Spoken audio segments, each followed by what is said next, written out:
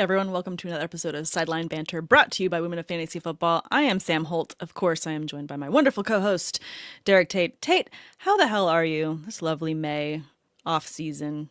Enjoying the weather there? Well, it's starting to turn.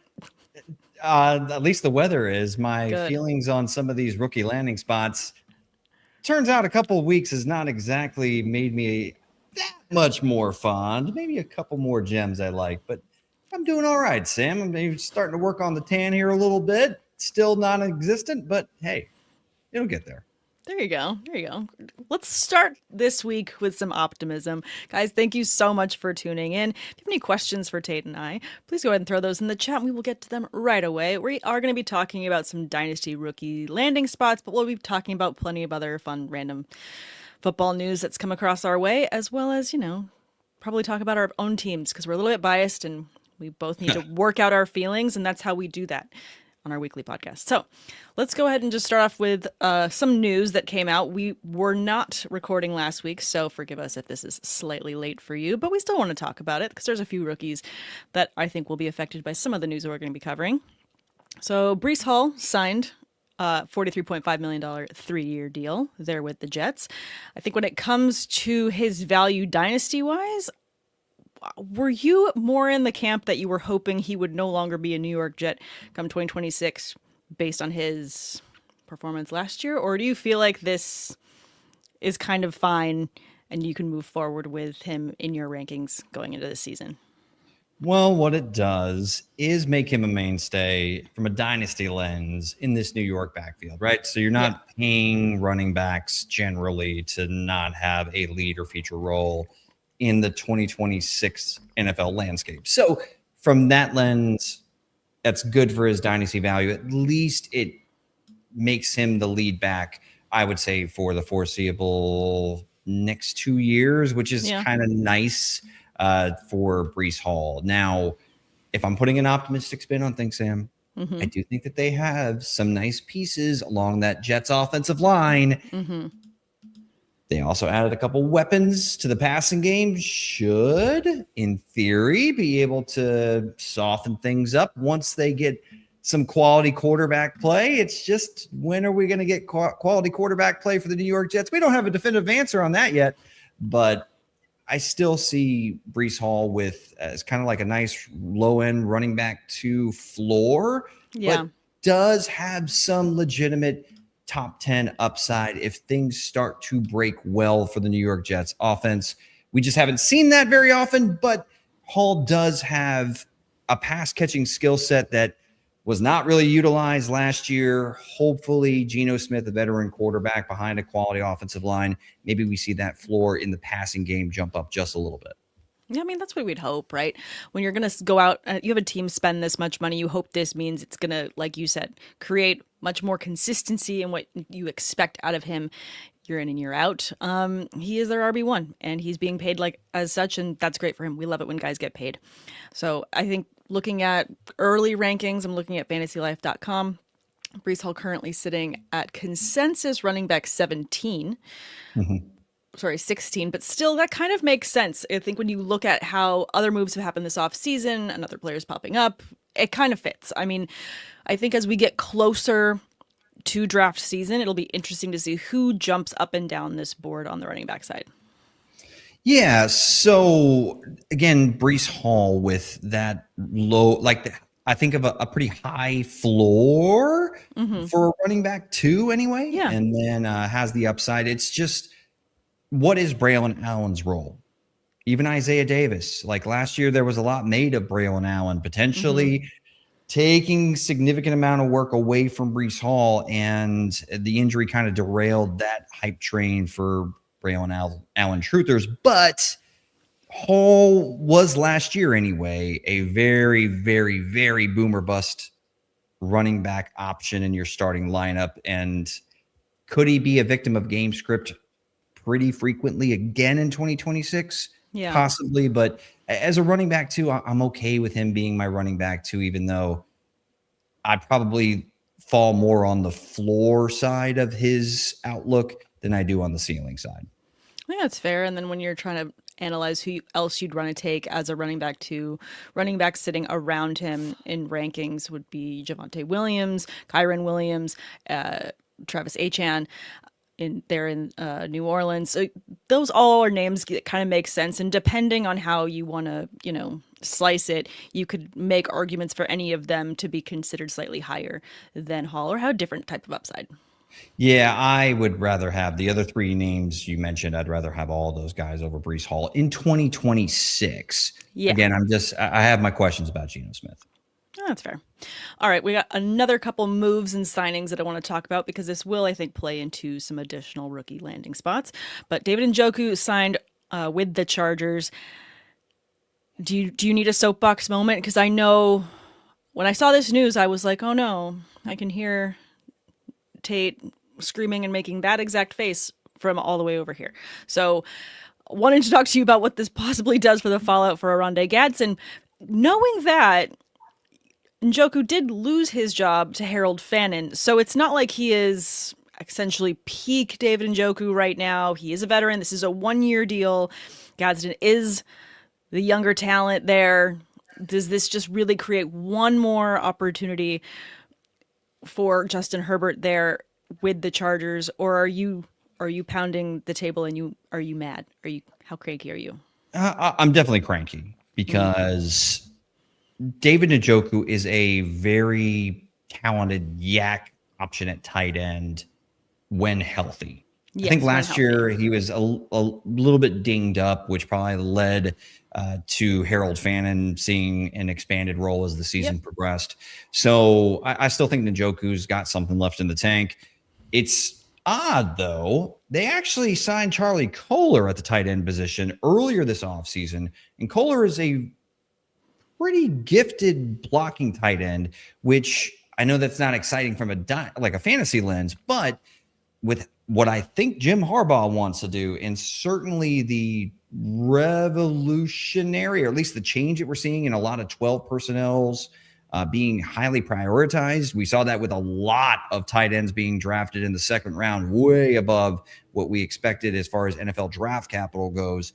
It seems like the NFL is kind of moving in that trending direction when it comes to utilizing multiple tight ends, which in this scenario really muddies the water for Oronde Gadsden and David Njoku, who I think can both be very productive fantasy tight ends if they're the feature guy. But if they're having to share the workload, Sam, and Charlie Kolar's also being brought into the mix, specifically on, run heavy packages. Yeah. It definitely muddies the water a little bit for Gadsden. I drop him down probably a tier entering 2026. I mean, it'll be interesting to see, the buzz that we're kind of hearing out of training camp with the way things shake out between them.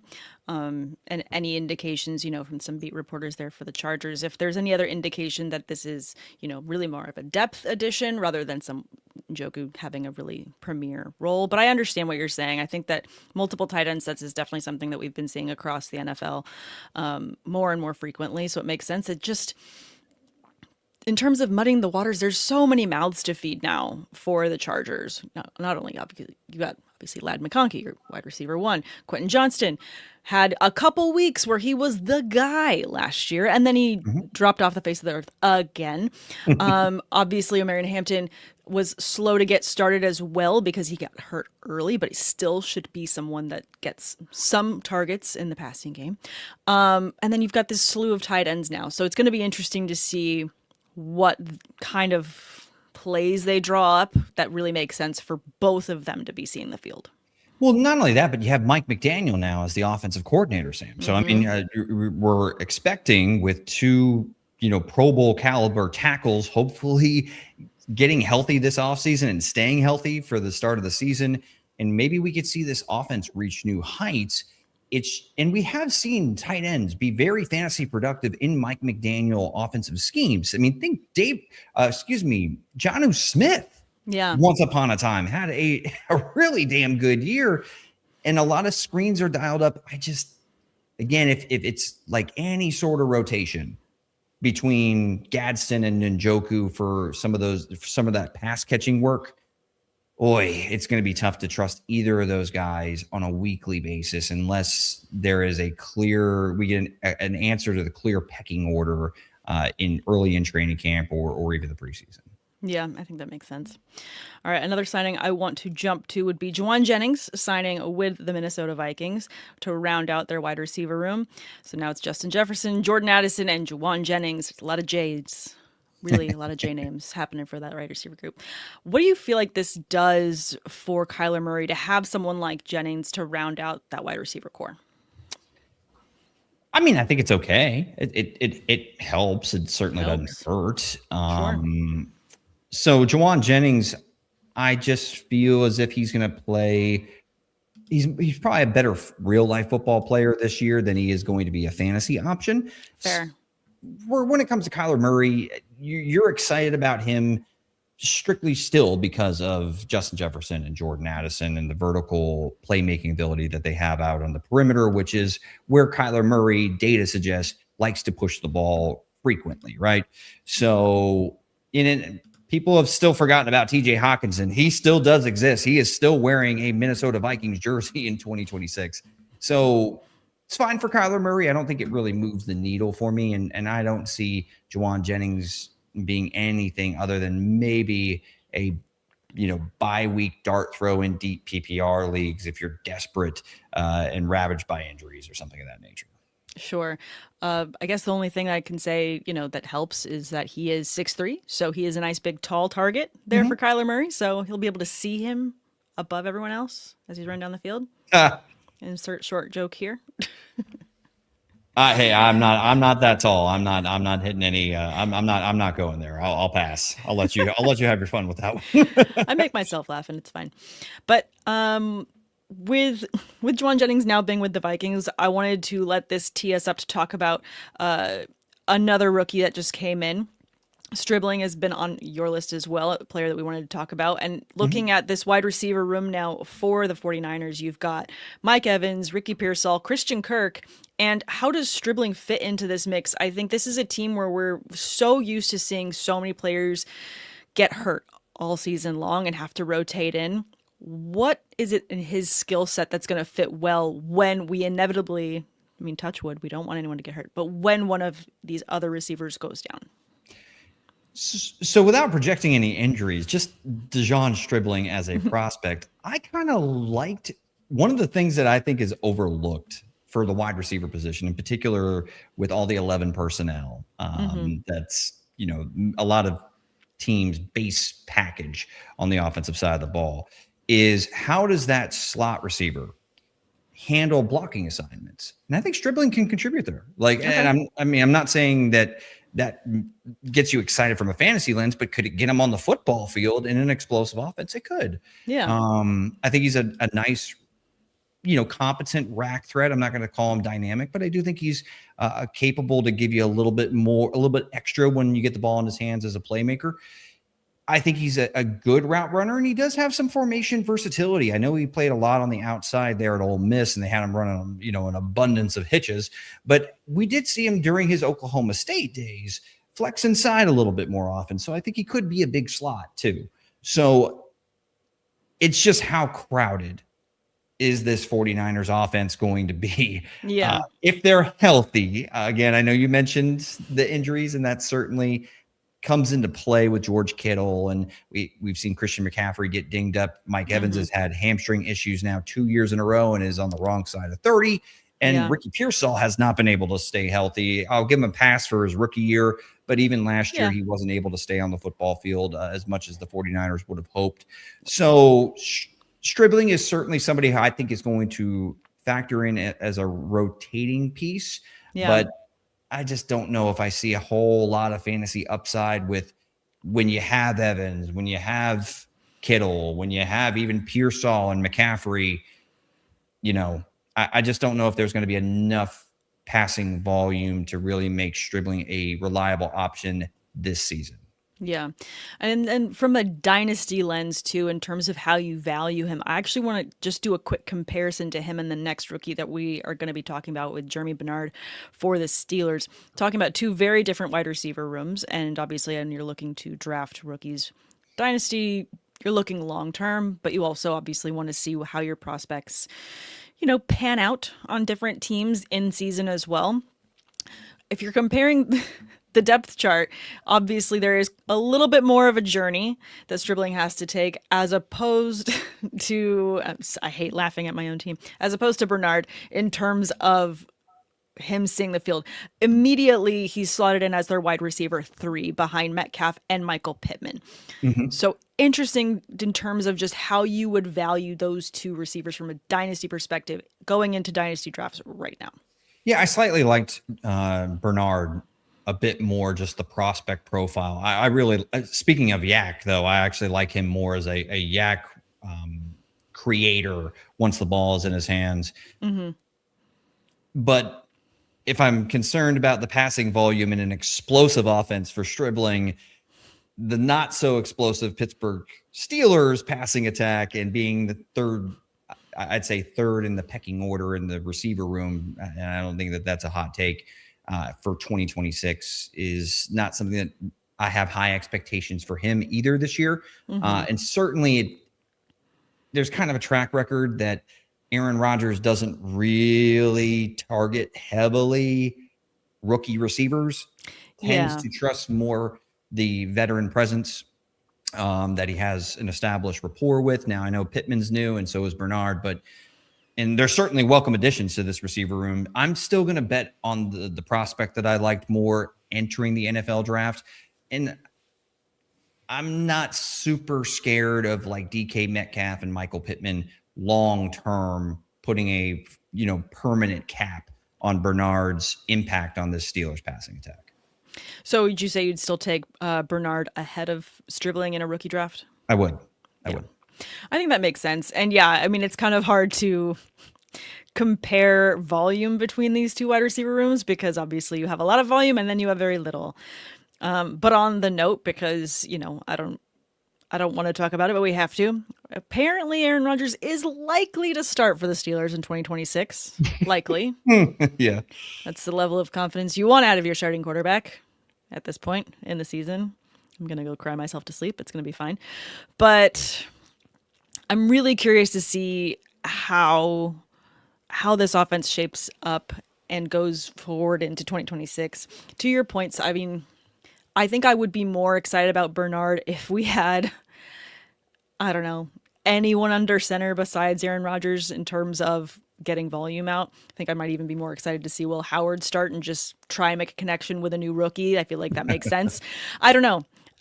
I want to be positive and like somewhat optimistic about my Steelers, but it's just, I'm not there. Well, I'm not there yet either. Well, no, and you don't have to get there because you're not a fan of that team. They're my team. I have this thing right here that I have to like stand by. It's a tough time.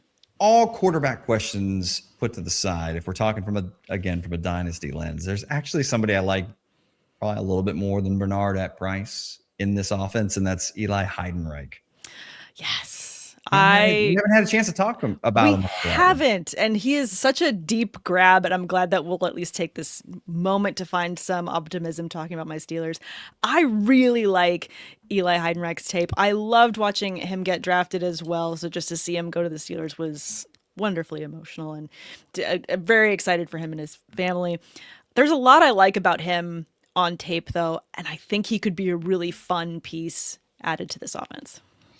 Yeah, he is a Swiss Army knife, like truly. I mean, it's not lost on me. Sam, I don't know how much college football you watch on a weekly basis, but Navy's been running the triple option for a pretty long time. Yes. The sheer fact that Heidenreich managed during his career 109 catches at the Naval Academy is insane. It's a high volume. Oh, in a low volume passing offense. Yeah. Like there's so much that is kind of intriguing from a late round dart throw in a backfield that, yeah, I know they signed Rico Dowdle and Jalen Warren is still there. I get it. But I really want a guy with this type of skill set who I think can get on the field as a wide receiver. Yeah. Like, truly, I do think he can do that. And some of the physical profile, there are like, and I've seen it, and I'm sure you probably heard it if you're an avid fantasy football content consumer. There are some profile similarities between him and Christian McCaffrey. Oh, yes. I've seen them and they make me very excited. It helps me actually sleep at night to just rewatch those little takes. So, and obviously, none of us, I don't think anybody's going to be as bold as to say that he's going to be the next Christian McCaffrey. Yeah. But do I think a kid that has that type of capability and production in that offense in college, and that type of quickness and agility and suddenness and acceleration can contribute on the NFL level in the passing game? And if he gives you anything as a runner, maybe there's something there long term in this backfield. I don't know if I see it for 2026, but certainly for a late round dart throw at the running back position with proven pass catching chops. Yeah. I kind of like it. I kind of love it. So I had a rookie dynasty draft a little while ago, and I got sniped for hiding right before my pick, and I got pissed. So as soon as the draft was over, I went to that person and I was like, "Hey, would you like this pick for next year?" It was like I think it was like a 4th round pick for next year. And he's like, and he had picked him up, I think, in the 3rd. And he's like, how about we do a 3rd just for evens? I'm like, absolutely. So I traded 2027 3rd round pick for Heidenreich. And I was like, yes, this is my dart throw that I want to leave all my rookie dynasty drafts with. I hope all of my friends don't watch this one episode so they don't know. He's like on my post-it note, draft day style. Like, I just, not like the first one off my board, but I need to leave a late round with him on my roster to feel good about playing as much Dynasty as I do. You go get your guy. I'm going to go get my guy. Go get your guy. And him being a Steeler makes it, he was probably already somebody that was already on your radar, but the fact that he's with the Steelers, yeah, I could see you having 100% shares across all teams for Eli Heidenreich.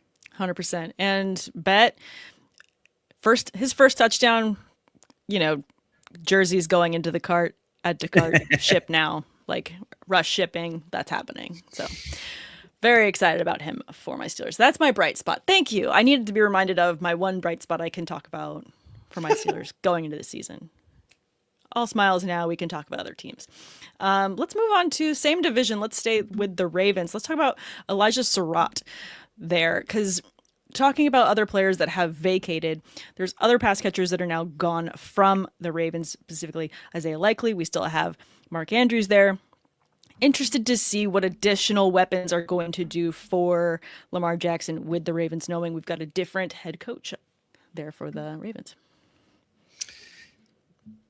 I'm not as high on Surratt as, I look, the Ravens don't exactly have a super high volume passing game, and a lot of those targets have traditionally been funneled to Zay Flowers. I don't think Surratt's a better receiver or better prospect than Zay Flowers was coming out of college. Certainly Surratt has some bully balls, some possession receiver, I guess, upside, and that maybe comes into play if the Ravens offense is humming like it was 2 seasons ago and they generate a ton of red zone opportunities, because I do think he could be a back shoulder weapon in the red area. I do. So that part kind of, I see a little bit of path to upside there, but I do have some concerns, Sam, about just him being able to create separation. Sure. And that's kind of that's the sticking point for me, and the overall passing volume in this offense. I still think a lot of those targets are going to be funneled to Zay Flowers and Mark Andrews now that Isaiah Likely is no longer on the roster, and Charlie Kolar for that matter. So I still, maybe Surratt has a chance to push for the 3rd most targets in this offense. But I still see, even with Devontae Walker and some of the other, like Rashawn Bateman, some of the other options on this Ravens passing attack, making it tough for Surratt to make a huge impact. And even they also added Jacoby Lane, if I'm not mistaken, correct? Yeah, they did. Yeah. So, I mean, Jacoby Lane's not a bad prospect. So it's just a little bit too muddy for me to give my stamp of approval on a breakout rookie year for Surratt. I think that's fair. I mean, when you're talking about these three wide receivers we just covered, with Jeremy Bernard, De'Zhaun Stribling, I think that when you're trying to evaluate as you go into these dynasty rookie drafts and you want to see how you round out your teams is taking into consideration the rooms that each of these rookies has jumped into, but also their likelihood for potentially seeing the field an opportunity. I mean, yes, the Niners have, by comparison, also a equally busy wide receiver room. However, with the way that there's turnaround and turnover with that team historically, it makes a lot of sense that, Stribling will likely see the field at some point this season.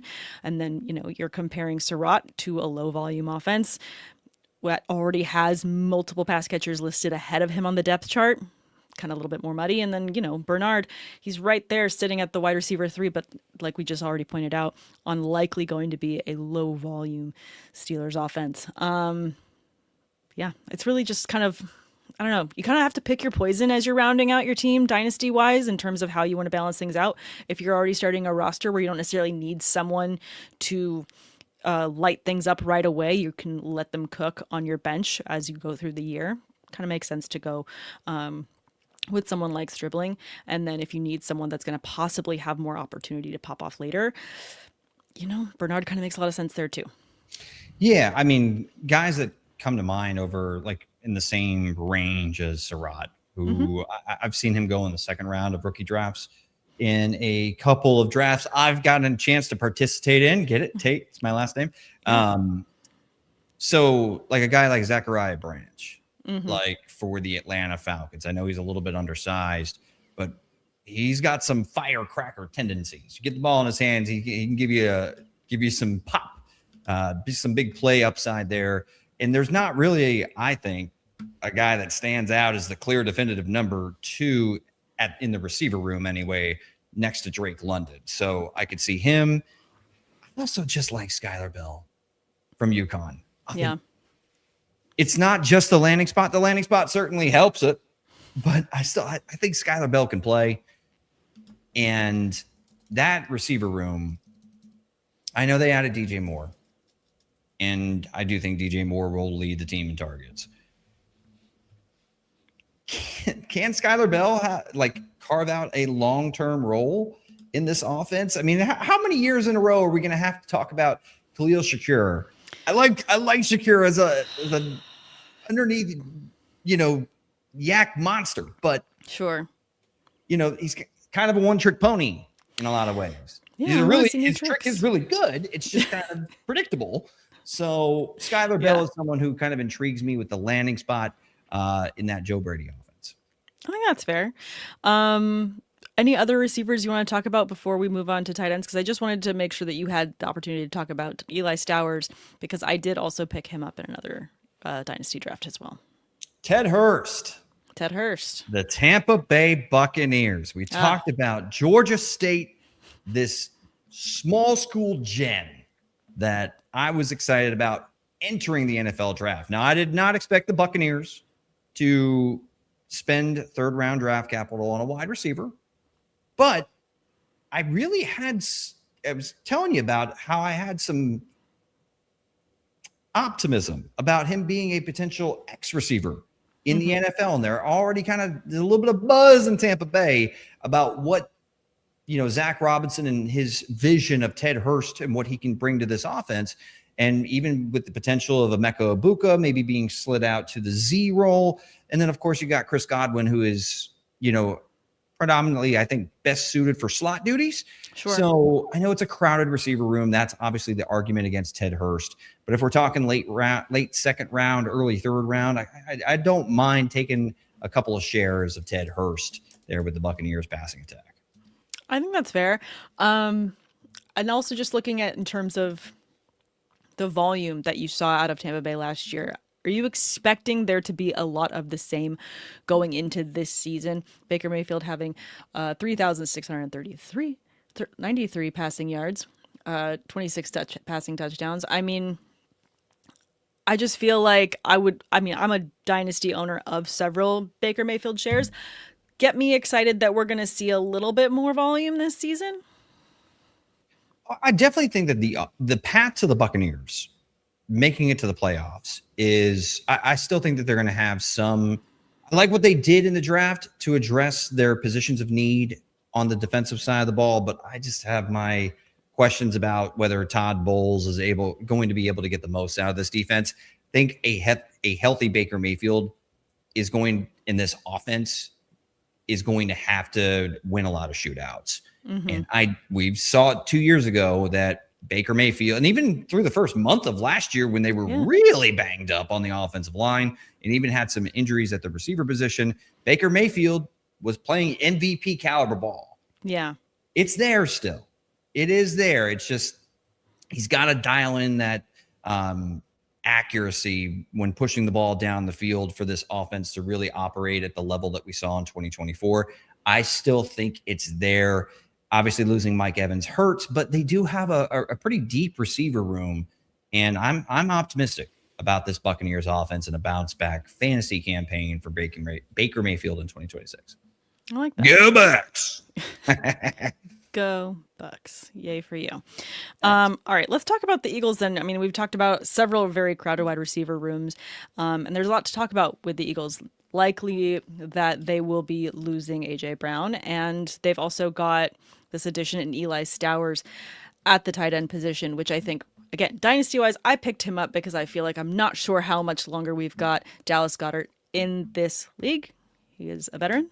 He's been playing great, but Stowers, I think, is a solid talent. He was a great athlete, like a great athletic profile, but just a little light in the tail, like 235, Sam.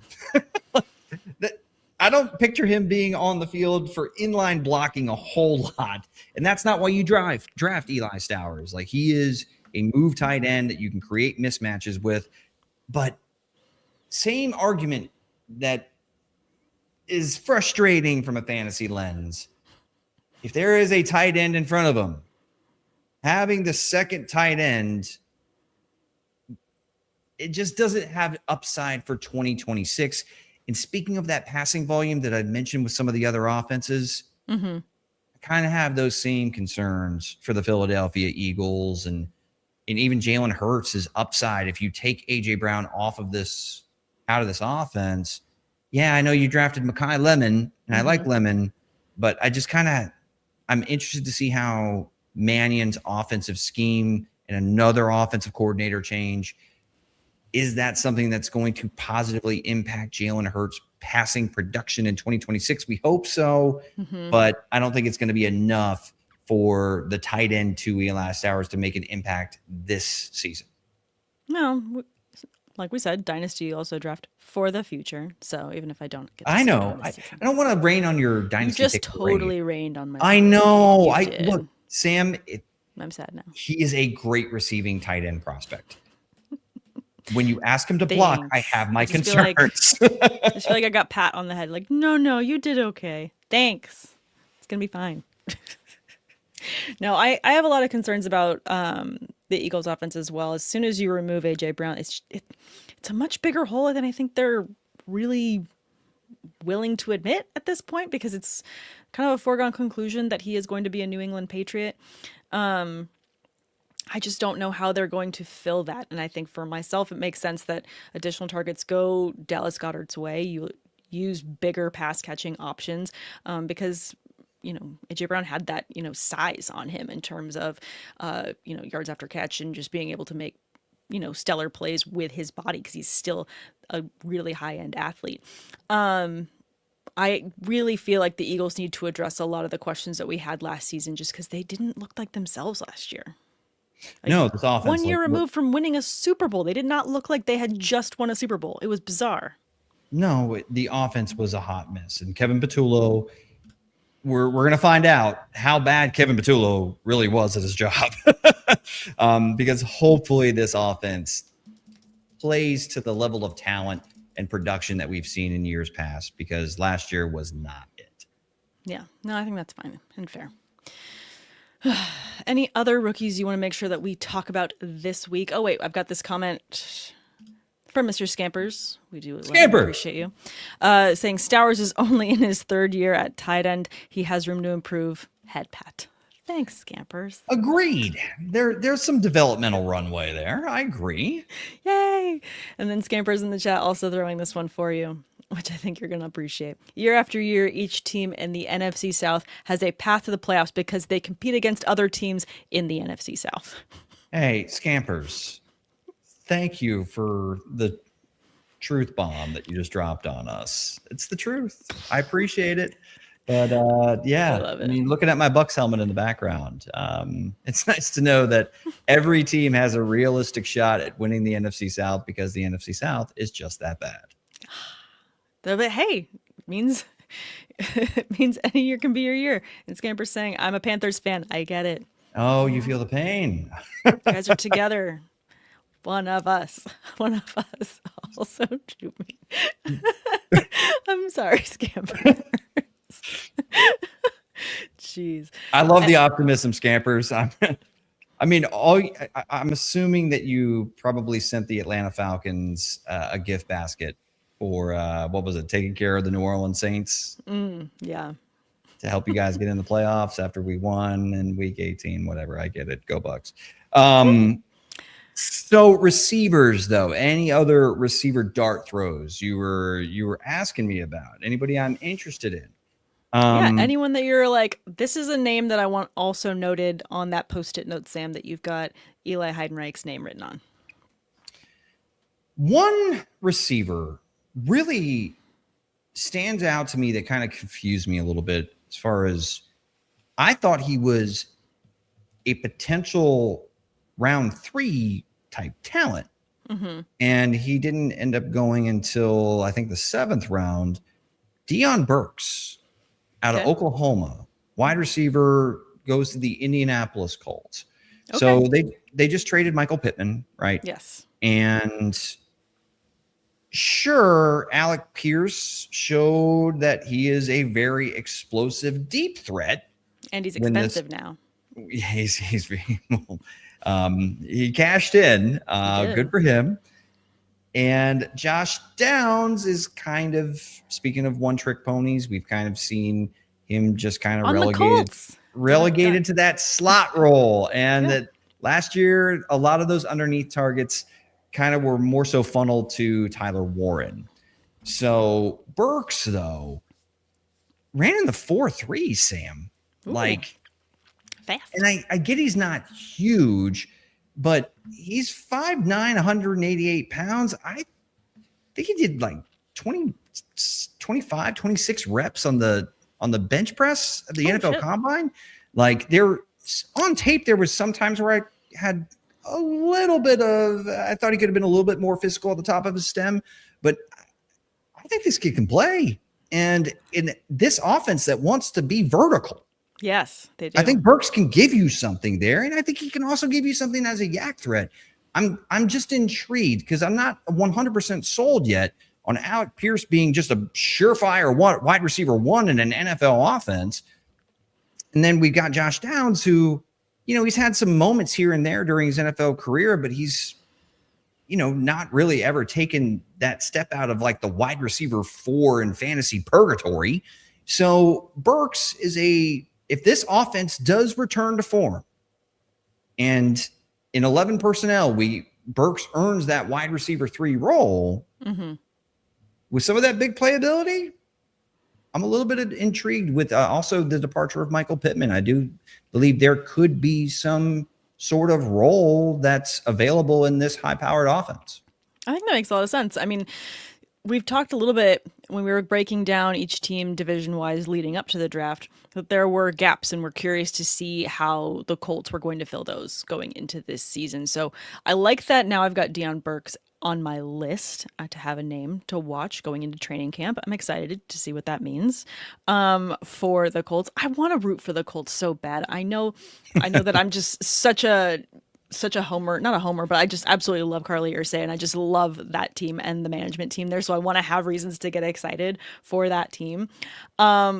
But also just because I want to see good football out of this organization. We saw the beginnings of it this past season of what this team could be. There was so much upside, and then the injury bug just got them. So I'd love to see what this offense can look like with a healthy roster with some fun playmakers. Well, it's hard to believe even when looking back, and even when you look at the stats, it's still hard to fathom that Daniel Jones, Indiana Jones, Indiana was Jones, the catalyst, the orchestrator of a top tier, almost historically productive offense through the first 10 weeks of the NFL season last year. Yeah. So again, is that fool's gold or is that legitimate? Yeah. And with him coming back from an Achilles injury, it muddies it even more. But there is some, I don't want to just discard that and say, oh, it was a fluke. Like it happened. We were starting Indianapolis Colts in our fantasy. And we were excited to do it. Every week we were excited to do it. Yeah. So, I mean, I think that the fact that Daniel Jones is coming off the injury, Sam, probably knocks the price down a little bit on some of these Colts. Sure. Entering fantasy drafts. And I mean, fool me once, shame on you. Fool me twice, shame on me. Yeah. If this Colts offense ends up doing it again, they could end up becoming some of the best values in fantasy drafts if Daniel Jones has truly a perfect fit for Shane Steichen's offensive scheme. I like that. I feel like a subtitle to this week's episode could be Muddy Optimism, because I feel like we've said a lot about muddy waters, but tried really desperately to be optimistic. Oh, I'm trying really hard. We're trying real hard. real. There's a reason why we didn't go to Miami, because we're staying positive. I am going to save some of my optimism. Shout out Chris Bell. Not this year. Not with Malik Willis under center. Not with what's left on that offensive roster. Maybe some long-term upside, but I don't have the courage of my conviction to tell you draft him with confidence. I just too many question marks right now there in Miami. And Scampers agrees with you there, Tate. Jumping in the chat. There were. I'm already having to give a little bit of optimism for the New York Jets offense. Yeah. I mean, I don't want to go too crazy. No, patience is already thin here. Yeah. I got to pump the brakes a little bit. So. All right. Well, that is pretty much about do it for us here at Sideline Banter. Guys, make sure you like and subscribe and follow along on Women of Fantasy Football so you don't miss any other amazing content that we have going on. Tate and I are going to be kind of on summer hours going towards June and draft time. So you might see us every other week, but make sure, again, you like and subscribe so you don't miss a single episode as we bring you some fun fantasy goodness. So have a wonderful rest of your week, and we will see you guys soon.